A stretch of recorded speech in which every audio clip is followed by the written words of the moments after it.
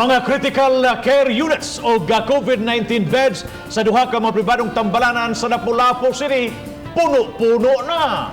90% sa mga pasyente sa mga tambalanan mga taga Cebu City. Sa tigom sa kadagkuan sa Lapu-lapu City, uyon sila sa posibilidad nga magdugang og mga COVID beds ug facility. Siluan mayroon din sa report.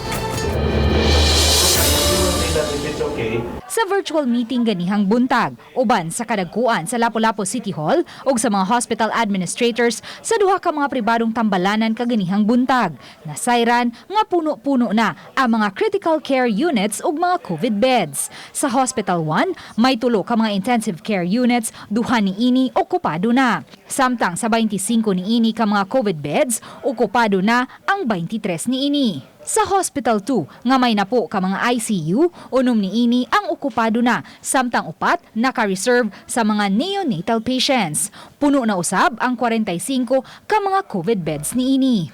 Daghan ang nagpatabang nato dinhi, nanawag nato no, mga amigo niya na iban mga kapitan, no, mga opisyal dito sa Cebu City, na manawag nga mga private sector, no, patabang sila nga ari lagi ko no sa mga hospital diri. But I'm sorry, we are full.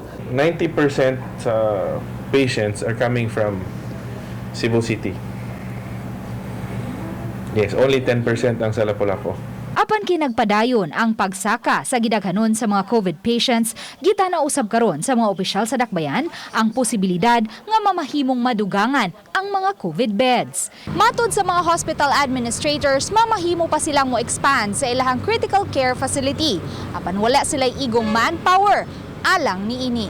Willing tila to expand, but the government has to help them ni commit po ang motabang nila when it comes to the personnel and the PPEs, no?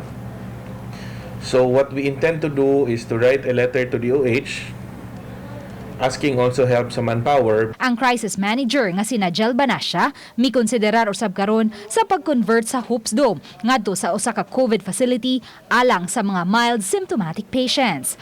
Matud ni Banasya, may igong pondo pa ang crisis management aron matrabaho ang facility. Nabalaka ang crisis manager nga sa pagsulod niya sa buwan sa Hulyo o Agosto o ang gikonsiderar nga flu season, mas mudaghan pa unya ang mga symptomatic patients. Busa karon palang daan, nangita na sila og dapit nga mamahimong kapahimutangan niini. We need technical advice on how to do about it because it's a coliseum, no? Unsa bay mga medical do's and don'ts. Uban ni Godfrey Relien, Luan Merondina, Balitang Bisdak.